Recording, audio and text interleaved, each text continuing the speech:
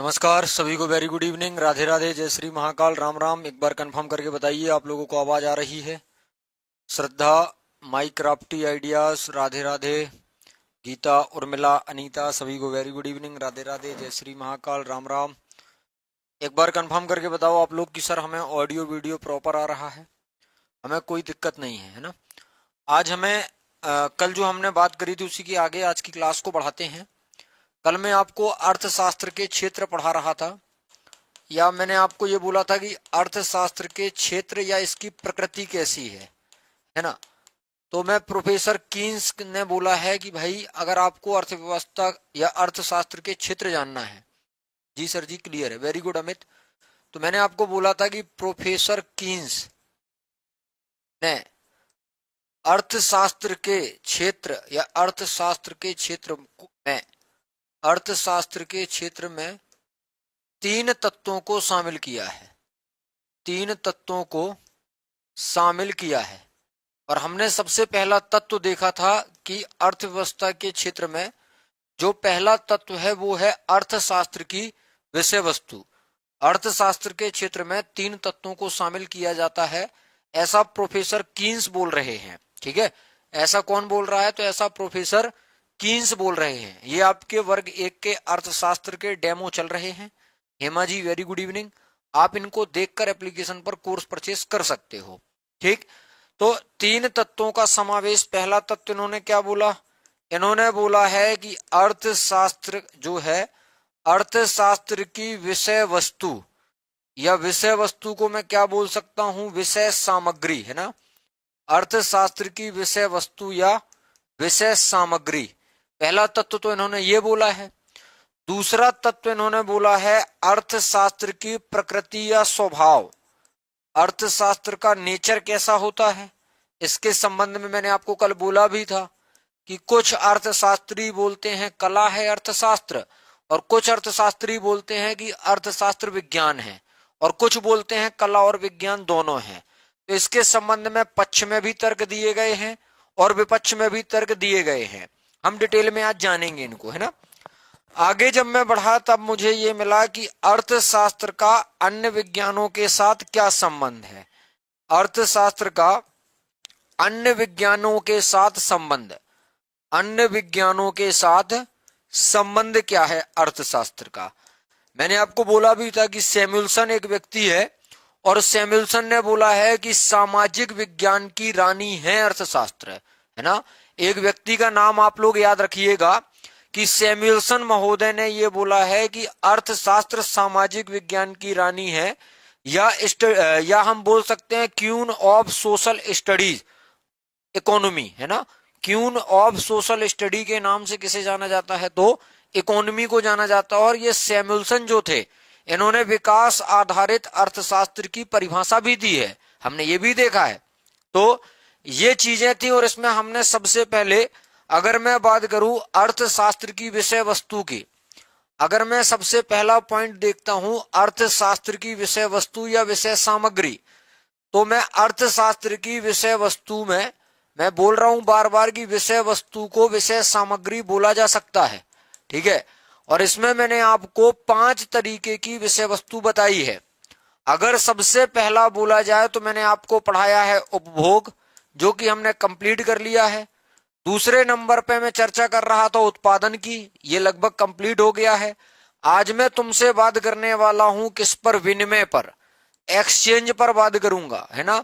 और इसके बाद जो मुझे बातें करनी है, विनिमय के बाद जो है आपका क्या जाएगा? वितरण आ जाएगा। और वितरण के बाद जो है सर आपका आ जाएगा राजस्व, ऐसे हम बोल सकते हैं पब्लिक फाइनेंस, इसे हम बोल सकते हैं पब्लिक फाइनेंस। तो इस तरीके से अर्थशास्त्र की विषय वस्तु में 5 चीजें आती हैं। कंजम्पशन आता है, प्रोडक्शन आता है, एक्सचेंज आता है, डिस्ट्रीब्यूशन आता है और पब्लिक फाइनेंस आता है। ठीक है सर। अब मैं अगर उपभोग पर चर्चा करता हूं, थोड़ा सा ब्रीफ में जानकारी दे रहा हूं, है ना। मेरी क्लास में बार बार बफरिंग हो रही है, नेटवर्क इशू है सर। उपभोग की या कंजम्पशन की अगर मैं बात करूं, उपभोग की, तो मैंने बोला है कि भैया उपभोग जो है ये मेन काम उपभोग का ही है, क्योंकि जब तक हम कंजम्पशन नहीं करेंगे, जब तक हम उपभोग नहीं करेंगे, तब तक ना तो उत्पादन होगा, ना ही विनिमय होगा, और ना ही आपका क्या होगा तो वितरण होगा, और ना ही राजस्व की बात होगी।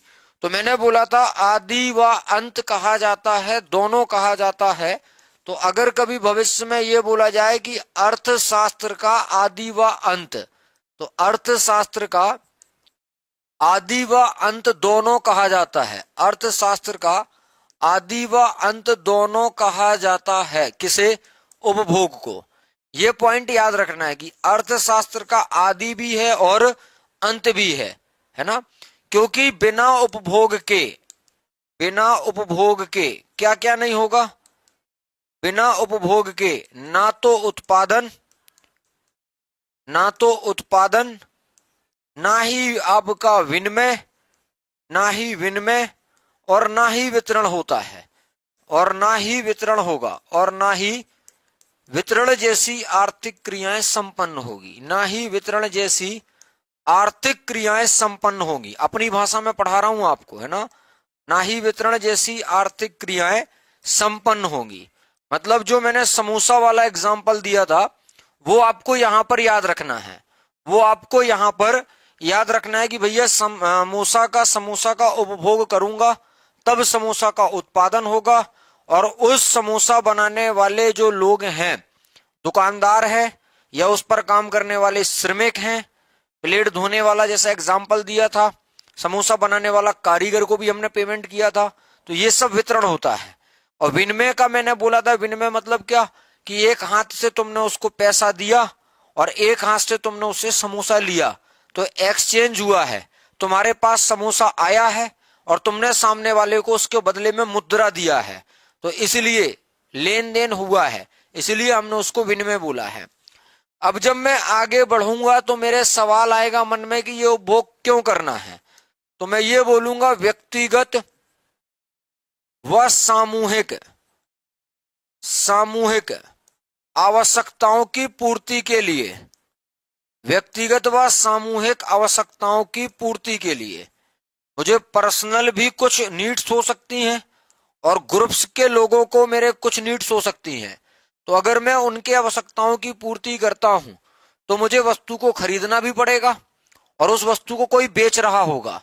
यहां पर वस्तु के साथ साथ सेवा हो सकती है, क्योंकि मैंने आपको बोला है कि अगर मैं आपको पढ़ा रहा हूं तो मैं आपको सेवाएं दे रहा हूं और उसके बदले में आप मुझे पैसे दे रहे हो।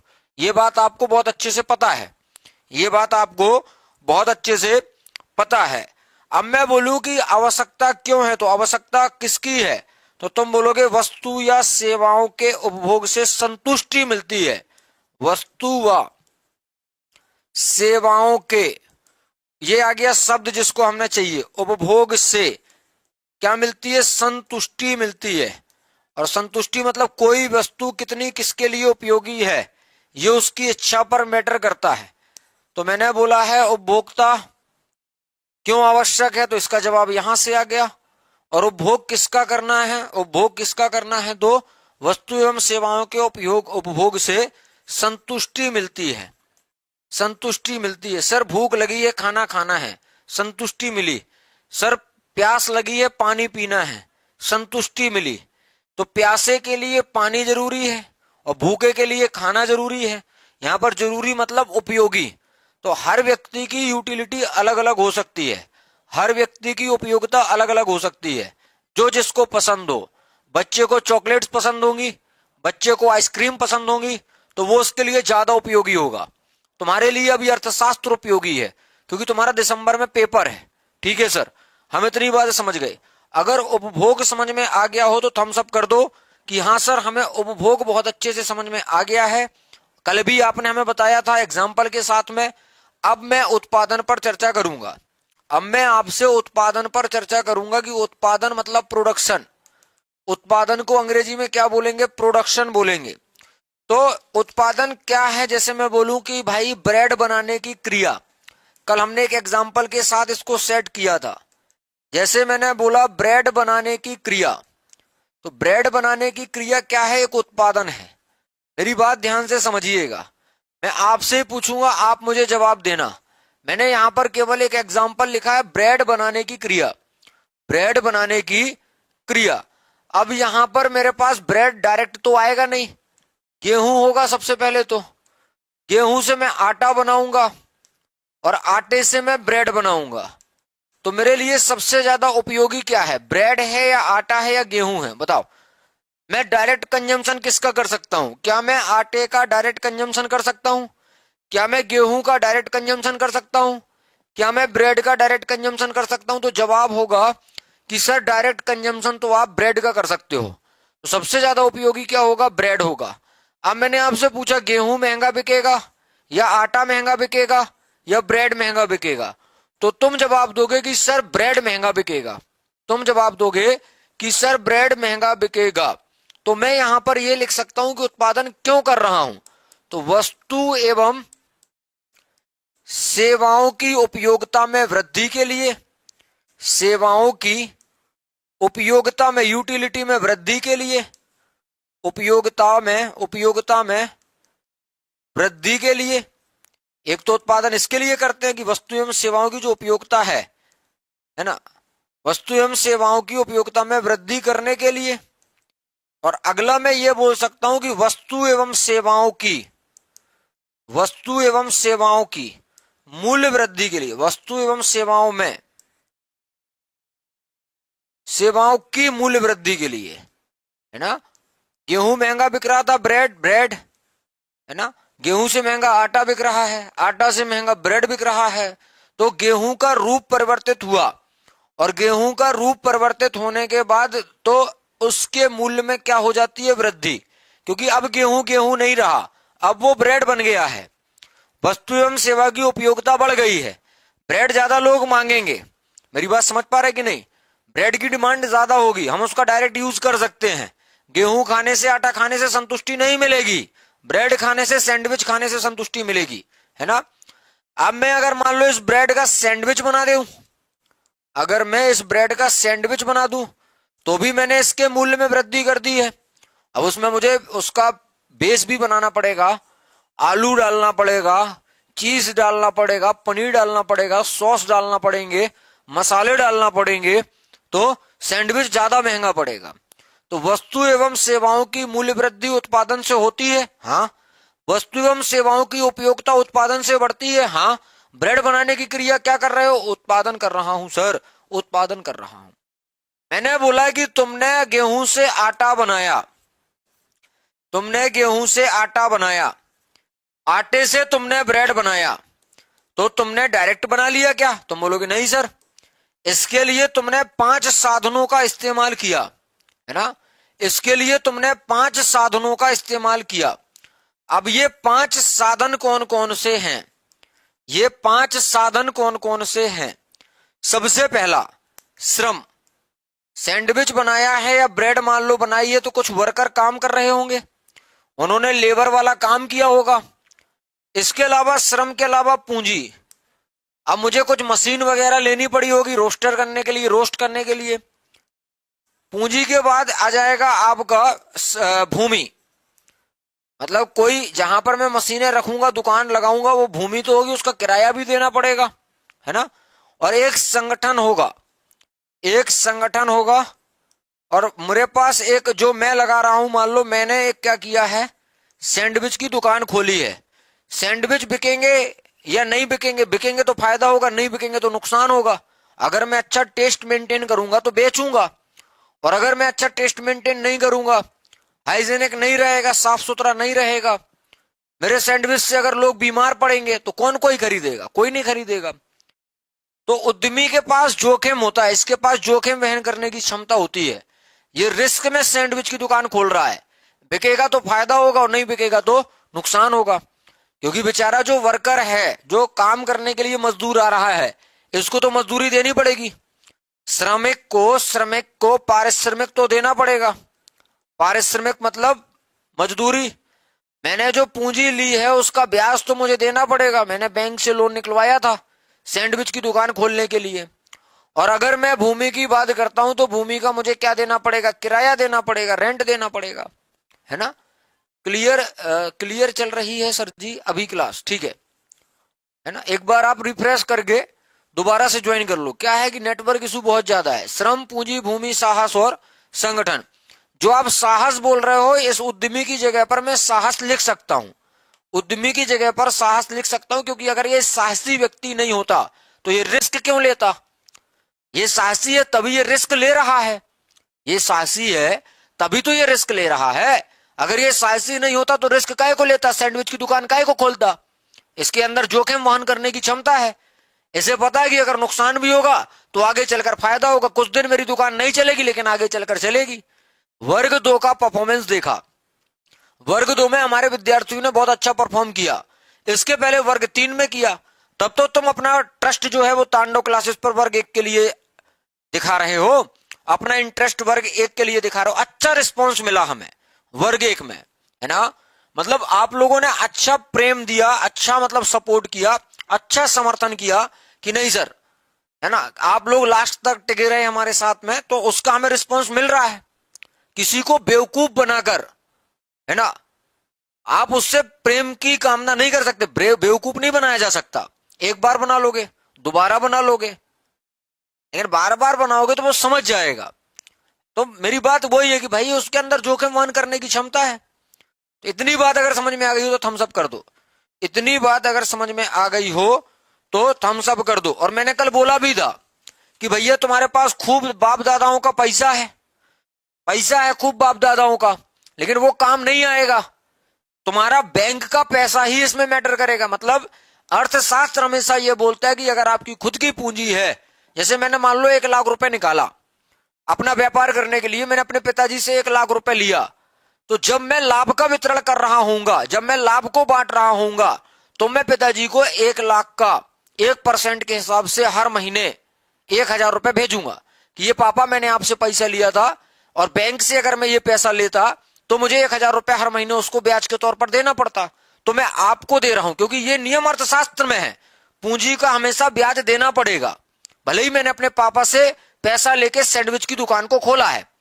अगर मैं बात करूं कि मेरे पापा की ही दुकान थी, पापा ने बोला बेटा तुम चला लो, लेकिन मैं अगर मार्केट में जाऊंगा तो मुझे वो दुकान 10,000 रुपए महीने की मिलेगी, तो मैं फिर पापा को हर महीने 10,000 रुपए दुकान का किराया भी दूंगा।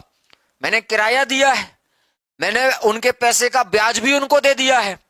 और मेरे यहां पर जो लेबर काम कर रही है, जो सैंडविच बना रही है, मैं तो केवल गद्दी पर बैठता हूं और गद्दी पर बैठकर कस्टमर डील करता हूं। कस्टमर आता है, मैं उसको टोकन देता हूं कि भैया ये आपका टोकन रहा, 150 रुपए का सैंडविच है, उसने मुझे 150 पे करे, मैंने लड़के को ऑर्डर दिया कि भैया ये सैंडविच बनाकर दो इसको, वो दे देगा जो भी उसको चाहिए होगा, चीज चटनी चाहिए, चीज पनीर चाहिए, जो भी उसको चाहिए। तो मुझे पारिश्रमिक भी देना पड़ेगा जो लड़के मेरे यहां पर काम कर रहे हैं। तो लड़के जो काम कर रहे हैं उनका मैंने वेतन दिया, उनकी मजदूरी दी, उनका पारिश्रमिक दिया। मैंने अपने पिताजी से जो 1 लाख रुपए लिया था उसका मैंने उनको ब्याज दिया। मैं पिताजी की दुकान पर बैठ रहा हूं, मैंने उनको 10,000 रुपए उनका रेंट भी दिया। इसके बाद जो मेरा बचेगा, अगर मैं मान लो सैंडविच बना भी रहा होता और मैंने किसी लड़के को नहीं रखा होता, तो मैं उसमें अपनी मजदूरी को निकालता कि मान लो मैं एक लड़के को रखता तो उसको मैं 5,000 का महीना देता, तो 5,000 मैं वो पहले निकालूंगा, फिर उसके बाद देखूंगा कितना प्रॉफिट हो रहा है, फिर उसके बाद देखूंगा कि कितना प्रॉफिट हो रहा है। उम्मीद है कि आप लोगों को इतनी बात अच्छे से समझ में आ गई होगी। उम्मीद है कि आप लोगों को इतनी बात बहुत अच्छे से समझ में आ गई होगी। अब मैं विनिमय पढ़ाऊंगा, एक्सचेंज पढ़ाऊंगा।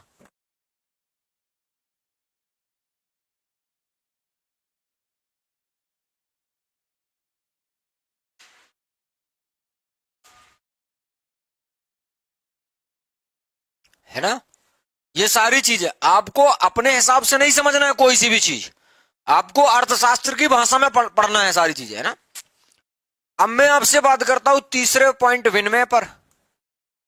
विनिमय ना सुन के इसको एक्सचेंज सुनो तो ज्यादा अच्छे से समझ में आएगा। एक्सचेंज को मान लो आप अपनी भाषा में थोड़ी देर के लिए लेन देन समझ लो, ठीक है सर। बोलते ना कि हमने ये एक्सचेंज किया, हाँ ठीक है। पहले चलता था बार्टर सिस्टम, पहले चलता था बार्टर सिस्टम, और इस बार्टर सिस्टम को आप लोग अपनी भाषा में बोलते थे वस्तु विनिमय। बार्टर मतलब वस्तु विनिमय और सिस्टम मतलब हो गया प्रणाली। तो बार्टर सिस्टम का मतलब क्या हो गया, वस्तु विनिमय प्रणाली। अब विनिमय का मतलब होता है लेन देन, तो काय का लेन देन, तो वस्तु का लेन देन। समझना, इसको अगर मैं तोड़ता हूं तो वस्तु और विनिमय को मैंने क्या बोला है, लेन देन। तो वस्तुओं का लेन देन, मेरी बात समझ पा रहे कि नहीं समझ पा रहे, वस्तुओं का लेन देन। अब वस्तुओं का लेन देन कैसे, प्राचीन समय में, बहुत पहले की बात है, जब सिंधु घाटी सभ्यता चलती थी, इंडस वैली सिविलाइजेशन चलता था, मतलब वही करीब 2500 बीसी से 1750 बीसी की बात कर रहा हूं मैं। तो जब प्राचीन समय में क्या होता था, जैसे ये वस्तु है, वस्तु या सेवा, मैं भी पहले वस्तु देख लो, है ना। एक व्यक्ति है, ये व्यक्ति है, इसके पास चावल है, या इसके पास मान लो गेहूं है, गेहूं है, और ये चाहता है कि अपने घर में ये आलू टमाटर का सब्जी बनाए, बढ़िया मसाले वाला। ये अपने घर में आलू टमाटर का सब्जी बनाना चाहता है और चपाती बनाना चाहता है। इससे आसान कुछ भी भाषा नहीं हो सकती, इससे आसान कुछ भी भाषा नहीं हो सकती, याद रखिएगा ये बात। प्राचीन समय में क्या होता था, एक व्यक्ति और एक दूसरा व्यक्ति है, ये दूसरा व्यक्ति है, ये बोलता है नहीं मैं तो चावल बनाऊंगा, है ना, चावल बनाऊंगा, और नहीं ये क्या कर रहा है, चावल, और ये भी क्या करना चाह रहा है, आलू टमाटर की सब्जी, आलू टमाटर की सब्जी व चपाती बनाना चाहता है अपने घर में। इन भाई साहब के पास गेहूं था, इन भाई साहब के पास आलू टमाटर है, इन भाई साहब के पास आलू टमाटर है ना।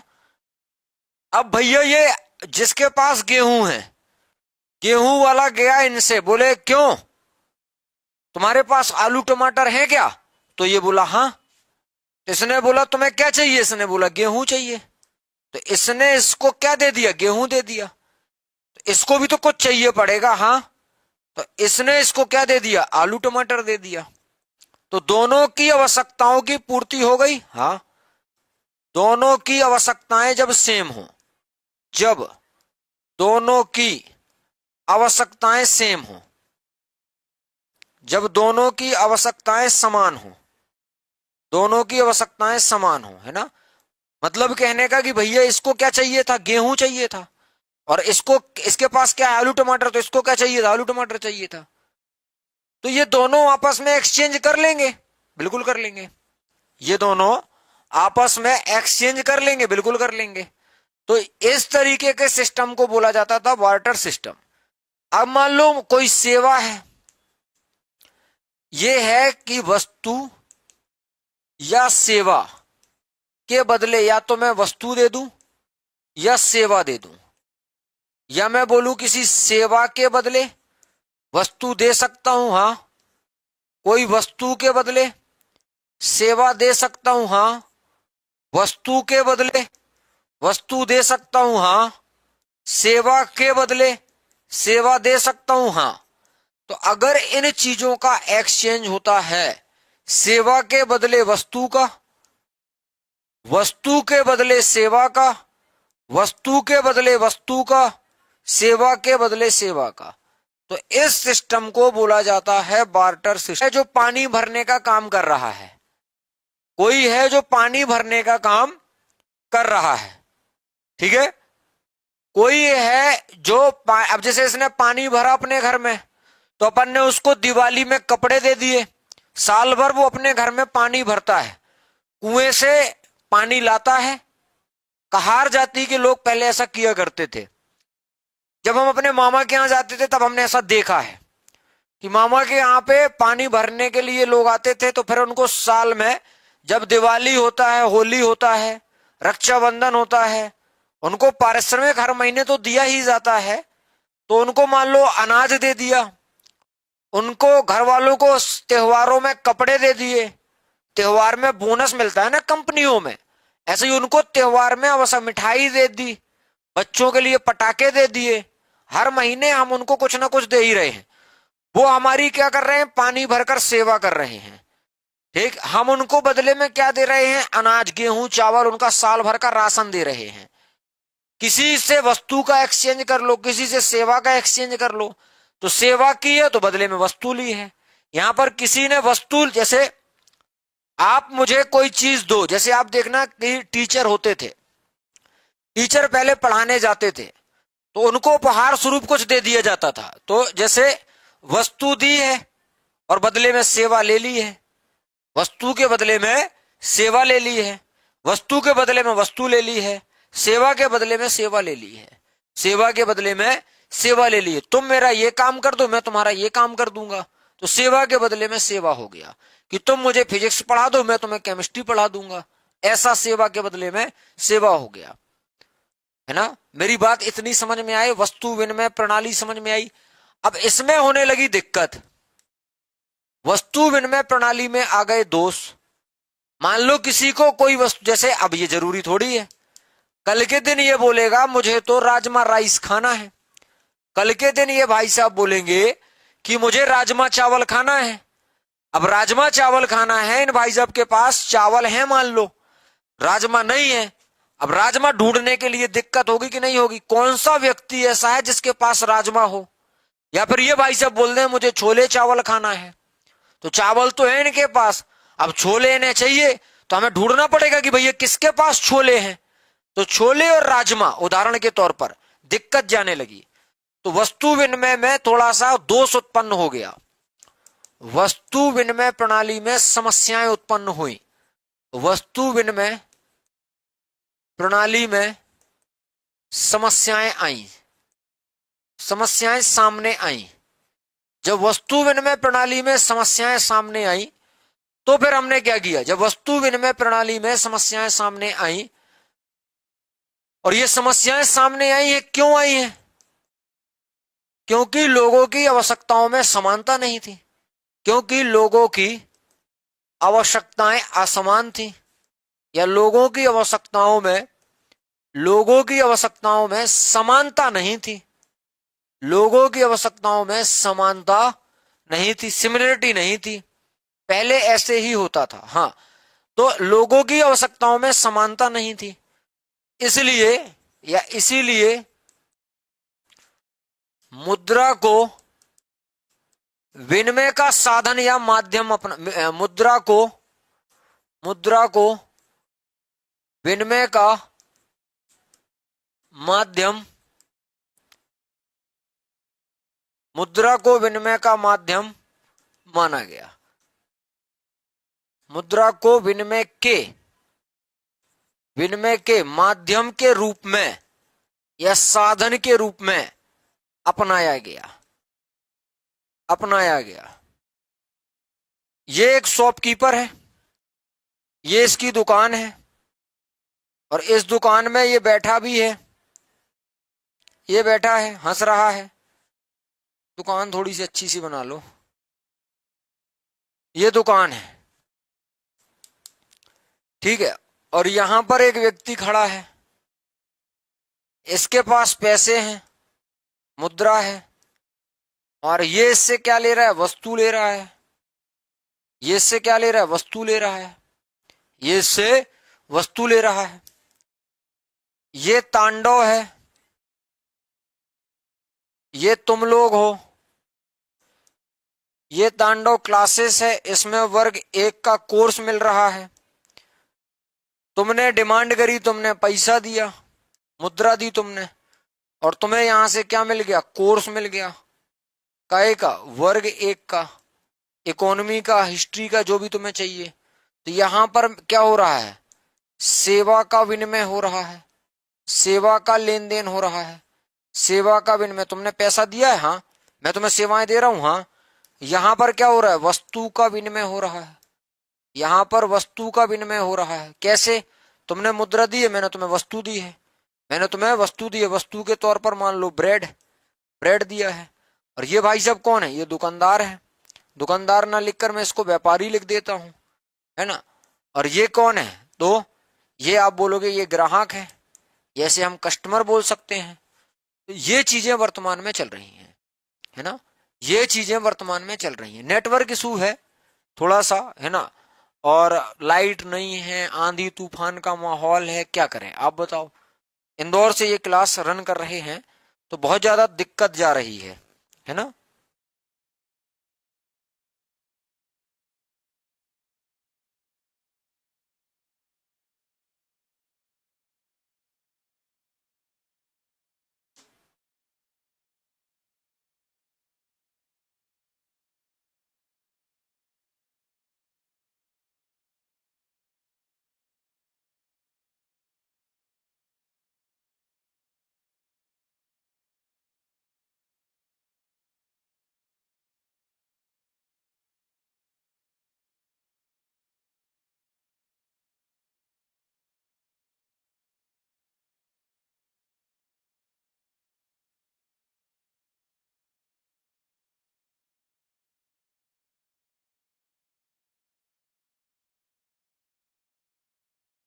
इतनी बात समझ में आ गई है ना। तो अब ये वाली लाइन आपको बहुत अच्छे से याद रखनी पड़ेगी कि मुद्रा को विनिमय के माध्यम के रूप में अपनाया गया है।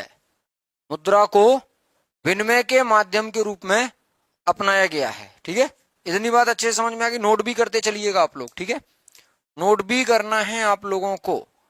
वेरी गुड अमित, आगे बढ़ते हैं। अब मैं आपसे पूछता हूं,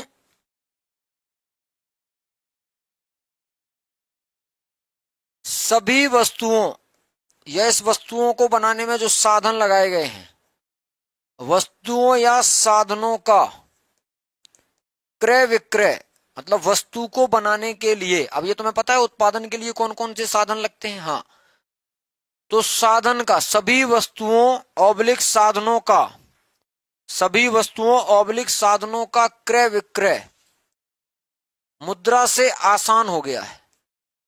मुद्रा से आसान हो गया है ना। मुद्रा की वजह से बहुत आसान हो गया है खरीदना और बेचना। ठीक है, सभी वस्तुओं या साधनों का क्रय विक्रय मुद्रा से आसान हो गया है। अगर मैं बात करता हूं कि कीमत निर्धारण का सिद्धांत किस पर आधारित है, कीमत निर्धारित हम किससे करते हैं, मुद्रा से करते हैं। तो कीमत निर्धारण का सिद्धांत मुद्रा पर आधारित है, मुद्रा पर आधारित है। अभी मैं एक दिन आपको मुद्रा पढ़ाऊंगा, M1 M2 पढ़ाऊंगा, M3 M4 पढ़ाऊंगा, तब आपको मुद्रा और अच्छे से समझ में आएगी, है ना। हाँ, तो कीमत निर्धारण का सिद्धांत मुद्रा पर आधारित है। तो ये मुद्रा ने रूप ले लिया है वस्तु विनिमय का। अब कोई सी भी वस्तु खरीदनी हो या वस्तु बनाने के लिए साधन खरीदने हो, मशीनें खरीदनी हो, मशीनें भी एक साधन है, और उनका क्रय विक्रय जो है वो आसान हो गया है। उनका क्रय विक्रय जो है वो आसान हो गया। Thank you so much. मैं अपनी भाषा में बहुत आसान शब्दों में समझाने का प्रयास करता हूं, है ना, ताकि एग्जाम हॉल, देखो मैडम, आप लोगों से मैं यही कहूंगा कि हम पढ़ा तो बहुत कुछ सकते हैं, मैं पीपीटी लेकर आऊं और बहुत सारा मैं आपको पढ़ा दूं, लेकिन यार दिक्कत यह है कि एग्जाम हॉल तक चीजें कितनी जा सकती हैं, मैटर ये करता है। तो जब तक आपके कॉन्सेप्ट, जब तक आपकी अप्रोच डेवलप नहीं होगी, है ना,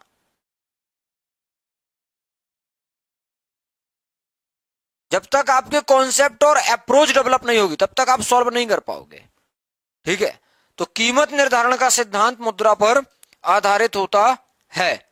तो भैया वस्तु विनिमय के स्थान पर अब बात आती है किसकी, विनिमय के बाद आती है बात किसकी, वितरण की। विनिमय के बाद बात आती है किसकी, वितरण की। तो अगर मैं बात करूं कि जो भी साधन यूज हुए हैं, है ना, जो भी साधन यूज हुए हैं, साधनों के बीच, साधनों के बीच आय का वितरण, साधनों के बीच आय का वितरण। अब साधनों के बीच आय का वितरण का मतलब क्या है, तो साधन पहले तो तुम्हें समझ में आना चाहिए। पूंजी साधन है, हाँ, क्या पूंजी पर ब्याज लगेगा, बिल्कुल लगेगा, तो ये आय है इसकी। भूमि है, हाँ, भूमि का किराया देना पड़ेगा, हाँ देना पड़ेगा। इसके अलावा भूमि हो गई, पूंजी हो गई, इसके अलावा मैंने बोला है श्रम, तो श्रम का हमें पारिश्रमिक देना पड़ेगा, वेतन देना पड़ेगा, मजदूरी वेजेस देनी पड़ेगी, हाँ, वेतन बोल दूं कोई दिक्कत नहीं, मजदूरी बोल दूं कोई दिक्कत नहीं, इनको बांटना पड़ेगा ना, साधनों में आय का डिस्ट्रीब्यूशन करना पड़ेगा, साधनों में आय का डिस्ट्रीब्यूशन करना पड़ेगा, आय का वितरण करना पड़ेगा। ठीक है सर, तो यही तो वितरण है। अब जैसे मान लो मैंने समोसा 10 रुपए का बेचा था, समोसा 10 रुपए का बेचा था, बनाने में कच्चा माल लगाया मैंने, उसको बनाने में कच्चा माल, मैदा खरीदा, कच्चा माल का मतलब क्या है, सुनना मेरी बात, मैंने समोसा बनाने में मैदा यूज हुआ है, मेरा तेल यूज हुआ है, आलू यूज हुआ है और मसाला यूज हुआ है। ये इतना अगर मैं देखता हूं तो ये मुझे 5 रुपए का एक समोसा पड़ता है, इतना मेरा खर्चा हुआ, 5 रुपए लग गया। अब जब मैंने पारिश्रमिक दिया समोसा बनाने वाले कारीगर को, मैंने भूमि का किराया दिया, मैंने पूंजी का ब्याज दिया, अपने पिताजी से ब्याज के लिए लिया था, सैंडविच की दुकान खोली थी, 1 लाख रुपए उन्होंने दिया था। मैंने उनको 10,000 रुपए महीना रेंट भी दिया है, मैंने उनको 1,000 रुपए पर महीने ब्याज भी दिया 1 लाख रुपए का। तो जब मैंने ये सब अपने खर्चे जोड़े तब मैंने 3 रुपए और खर्चा कर दिया। तो ये समोसा मुझे कितने का पड़ गया? 8 रुपए का, और मैं बेच कितने का रहा हूं? 10 रुपए का। मतलब मेरा शुद्ध लाभ कितना निकल कर आया, बताओ जरा। तो तुम बोलोगे सर हमारा जो शुद्ध लाभ निकल कर आया वो 2 रुपए निकल कर आया। जो हमारा शुद्ध लाभ निकल कर आया वो 2 रुपए निकल कर आया। समोसा 10 रुपए का नहीं बना था। समोसा में मैदा, तेल, आलू और मसाले की कीमत 5 रुपए थी। इसके बाद जब मैंने पूंजी पर ब्याज दिया, जब मैंने भूमि का किराया दिया, जब मैंने श्रम का पारिश्रमिक दिया, तब मेरा 3 रुपया और खर्चा हो गया। तो 5 और 3 8 रुपए मेरे टोटल खर्चा हुए।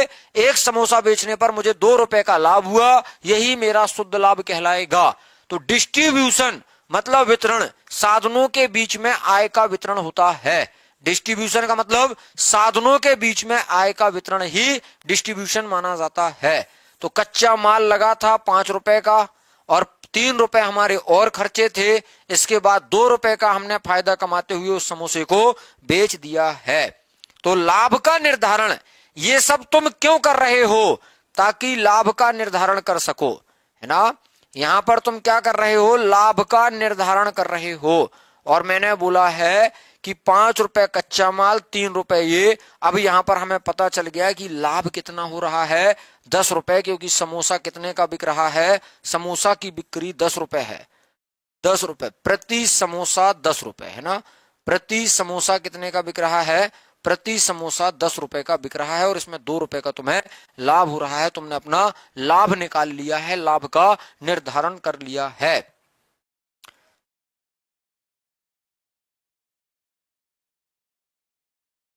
ना। इतनी बात तुम्हें बहुत अच्छे से समझ में आएगी।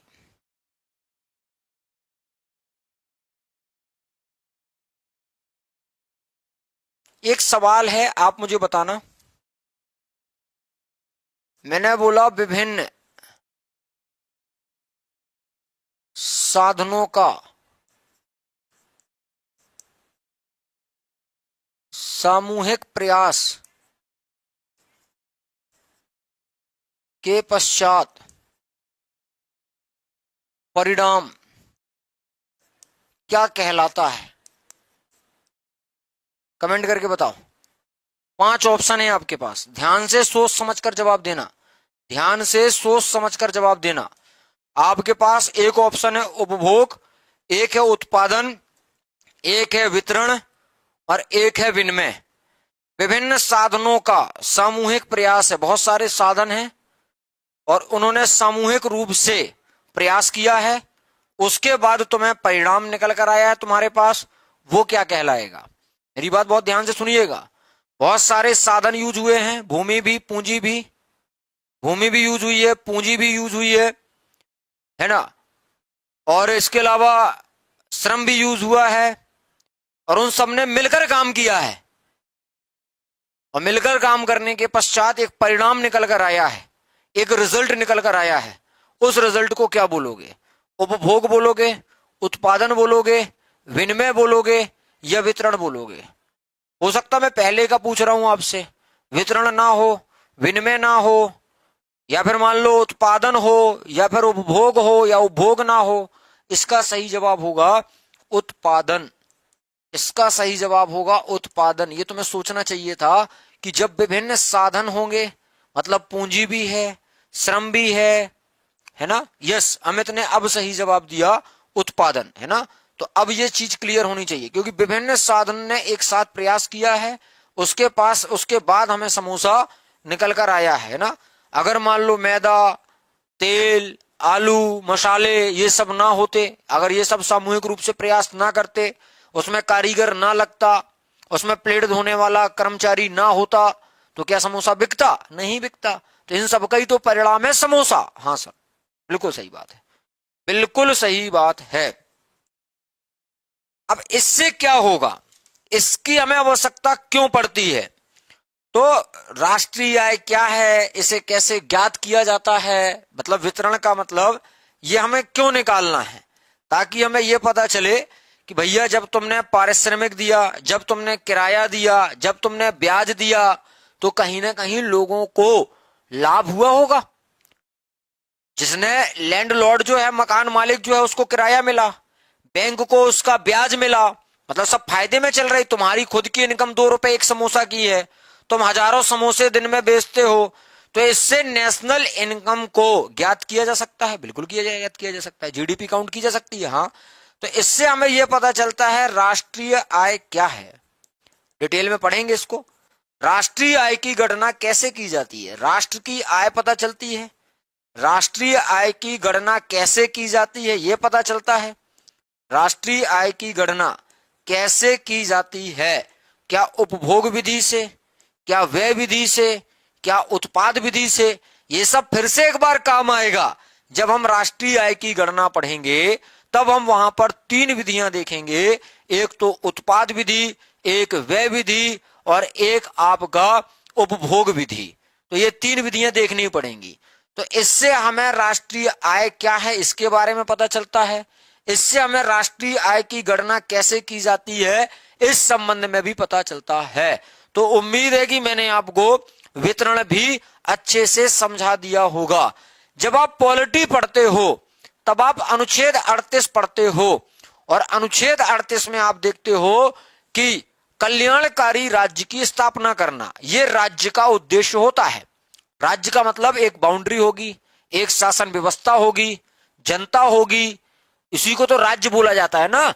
जब आप अनुच्छेद 13 खोलकर देखते हो तब आपको उसमें राज्य की परिभाषा मिलती है, और अनुच्छेद 38 में लिखा है कि राज्य क्या करेगा, लोक कल्याणकारी राज्य की स्थापना करेगा, पब्लिक वेलफेयर पर काम करेगा। और पब्लिक वेलफेयर क्या है कि जब मैं रोड पर चलूं तब अच्छी पक्की सड़कें होना चाहिए, सीसी रोड होना चाहिए, रोड में आपका स्ट्रीट लाइट होना चाहिए, हाईवेज में हमें टॉयलेट्स की सुविधा होनी चाहिए, हाईवेज में हमें आरओ वाटर की सुविधा होनी चाहिए। यही सब तो क्या है, रेलवे की कनेक्टिविटी गांवों तक होनी चाहिए, है ना। और गांवों की सड़कों को शहरों की सड़कों के साथ जोड़ा जाना चाहिए। आपने सुना होगा प्रधानमंत्री ग्राम सड़क योजना, तो ग्रामीण सड़कों को 12 सड़कों से जोड़ना, और ऐसे गांव जहां पर 500 की आबादी होती है।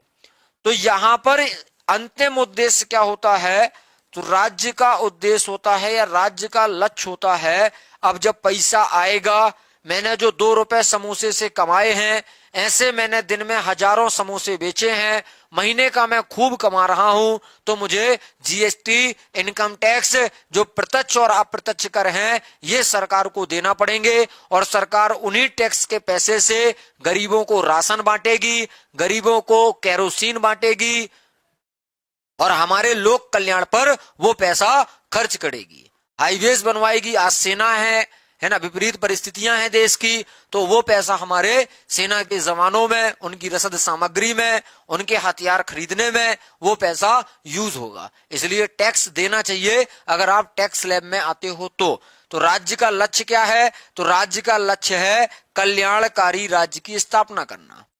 राज्य का लक्ष्य है कल्याणकारी राज्य की स्थापना करना। कल्याणकारी राज्य मैंने आपको बता दिया है कि अच्छी सड़कें होनी चाहिए। जब भी हम हॉस्पिटल में जाएं तो गवर्नमेंट हॉस्पिटल में हमें यह ना सोचना पड़े कि यहां पर प्राइवेट हॉस्पिटल जैसी सुविधाएं नहीं मिलेंगी, यहां पर अच्छे डॉक्टर नहीं मिलेंगे, ऐसा नहीं होना चाहिए।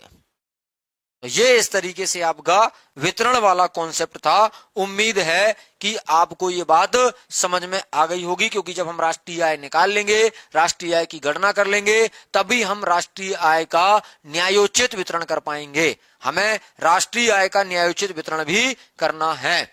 ये सब हम किस लिए कर रहे हैं, ताकि हम राष्ट्रीय आय का, नेशनल इनकम का न्याय संगत वितरण कर सकें। हमें पता होना चाहिए कि कितनी हमारी बीपीएल परिवार है, बिलो पॉवर्टी लाइन मतलब गरीबी रेखा से नीचे वाले लोग हैं, और उन्हें हमें जो समाज की मुख्य धारा से पिछड़ गए हैं, हमें उनको समाज की मुख्य धारा से जोड़ने का प्रयास करना है।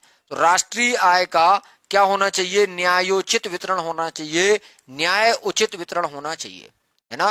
तो ये सारी चीजें मैंने आपको वितरण में पढ़ाई हैं। अगला लास्ट है आपका राजस्व और विषय सामग्री समाप्त होती है यहाँ पर। और इसके बाद हम देखेंगे कि इसका जो प्रकृति है, इसका जो नेचर है वो कैसा है। तो राजस्व में सार्वजनिक आय है, सार्वजनिक व्यय है, सार्वजनिक आय। अब ये टैक्सेशन वाले टॉपिक में पढ़ोगे, पैसा कहां से आता है, अभी जो टैक्स वगैरह तुमने पढ़े हैं। सार्वजनिक आय टैक्स से आता है, हाँ। चालान से आता है, हाँ। फीस वसूलते हो, हाँ। शुल्क वसूलते हो, हाँ, है ना। टैक्स जमा करते हो, डायरेक्ट भी होते हैं, इनडायरेक्ट भी होते हैं। इनडायरेक्ट होते हैं, डायरेक्ट होते हैं। सिग्नल पार कर देते हो, रेड सिग्नल पर रेड सिग्नल पर जो है चौराहा क्रॉस करते हो, फीस भरते हो, रेलवे में जाते हो, हाँ सर। स्लीपर का अलग लगता है, थर्ड टीयर एसी का अलग लगता है, सेकेंड टीयर एसी का अलग लगता है, फर्स्ट टीयर एसी का अलग लगता है ना। तो यहां पर आप लोग फीस दे रहे होते हो। शुल्क, जब आपसे कस्टम्स ड्यूटी वसूली जाती है ना। या मैं बात करूं, जब भी आयात निर्यात होता है तो आपका आयात शुल्क लगता है, आपका निर्यात शुल्क लगता है। कस्टम एक्साइज सुना होगा आपने। तो आप लोगों को यहाँ पर ड्यूटीज देनी पड़ती हैं। यहाँ पर आप लोगों को ये सार्वजनिक आय के स्रोत बता दिए मैंने ये सारे। जब मैं इसको पढ़ाऊंगा तब डिटेल में बताऊंगा। जब भैया घाटा हो जाता है, आय से ज्यादा खर्च हो जाता है, और जब आय से ज्यादा खर्चा हो जाता है तो उसे हम बोलते हैं सार्वजनिक व्यय। सार्वजनिक व्यय सब्सिडी दे रहे हो, लाडली बहना पर खूब पैसा बांट रहे हो, है ना। उज्ज्वला योजना में महिलाओं को फ्री में गैस टंकी कनेक्शन दे रहे हो। तो ये सब एक एग्जाम्पल के तौर पर केवल बताया सार्वजनिक व्यय में, ठीक है, सार्वजनिक व्यय में। इसके अलावा क्या तुम्हें घाटा हो सकता है, हाँ। तो सार्वजनिक रूप से हम ऋण भी ले सकते हैं। और ऋण तुम किससे ले सकते हो, IMF से ले लो, वर्ल्ड बैंक से ले लो, वर्ल्ड बैंक से ले लो। इसके अलावा आसियान डेवलपमेंट बैंक से ले लो, अमेरिका जैसे अन्य विकसित देशों से भी ले सकते हो। तो सार्वजनिक ऋण भी ले सकते हो आप लोग। इसके अलावा, है ना, इसके अलावा घाटा, है ना, घाटे की वित्त व्यवस्था भी हो सकती है, घाटे की वित्त व्यवस्था भी हो सकती है। तो ये सारी चीजें, घाटे की वित्त व्यवस्था। फिर हीनार्थ प्रबंधन करना पड़ता है। जब क्या हो, व्यय अधिक हो और आय कम हो। जब व्यय अधिक हो, आय कम हो, तब होती है घाटे की वित्त व्यवस्था। इसे हम राजस्व बोलते हैं। तो इस तरीके से मैंने आपको आज केवल अर्थशास्त्र के क्षेत्र का पहला तत्व पढ़ाया है, और उसका नाम था अर्थशास्त्र की विषय वस्तु। उसका नाम क्या था, अर्थशास्त्र की विषय वस्तु। Thank you so much. जय हिंद, जय भारत। खुश रहिए, मुस्कुराते रहिए, माता पिता का ख्याल रखिए।